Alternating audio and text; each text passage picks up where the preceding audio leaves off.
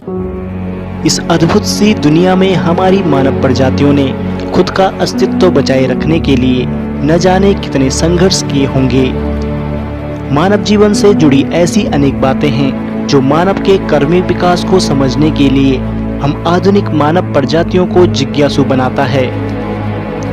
दोस्तों, इस वीडियो में बात करेंगे आदि मानव की उत्पत्ति व विकास और रहन सहन के बारे में।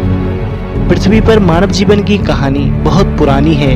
आमतौर पर ऐसा माना जाता है कि आदि मानव की उत्पत्ति 10 लाख वर्ष पूर्व प्लाइस्टोसीन युग में हुई थी।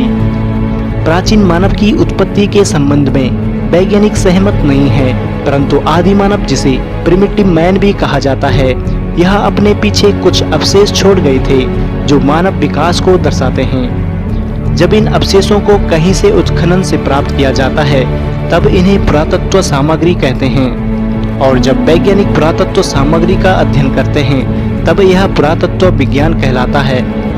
दोस्तों, इससे पहले वीडियो में हमने आपसे एवोल्यूशन ऑफ मैन के बारे में जानकारी साझा की थी, जिसमें मानव जीवन की उत्पत्ति के संबंध में चर्चा की गई थी।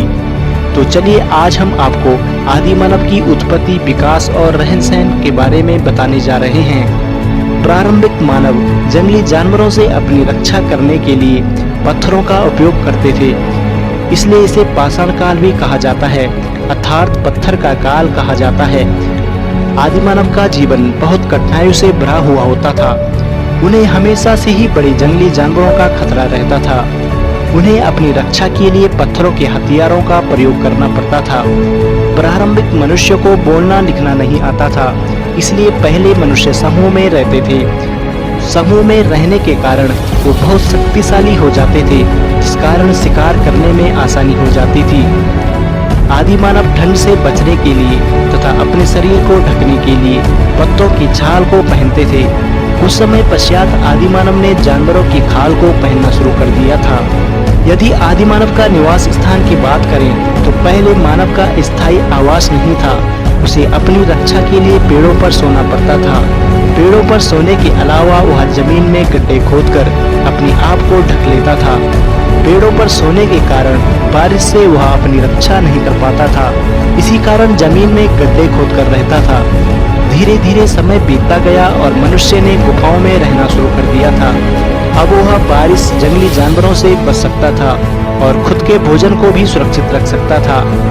यदि बात करें हम आदि मानव की कला आकृतियों की, तो मनुष्य ने जब से गुफाओं में रहना शुरू कर दिया था तब से ही वह खाली समय में गुफाओं में कलाकृतियां बनाया करता था। उसके चित्रणों में जानवरों के चित्र, पशु पक्षियों के चित्र, देवी देवताओं के चित्र बने होते थे। जैसे जैसे उसे अनेक कलाओं का ज्ञान प्राप्त होता रहा, वैसे वैसे उसका जीवन आसान और सरल होता गया और वह तकनीक के क्षेत्र में अपने आप को विकसित कर रहा है। इसी के बावजूद निरंतर प्रयास के बाद उसे कृषि की तकनीक का ज्ञान हुआ। आदि मानव को कृषि के ज्ञान से उसके भोजन में प्रगति हुई और अब मानव अपने भोजन में मांसाहारी के अलावा शाकाहारी भोजन का इस्तेमाल करने लगा था।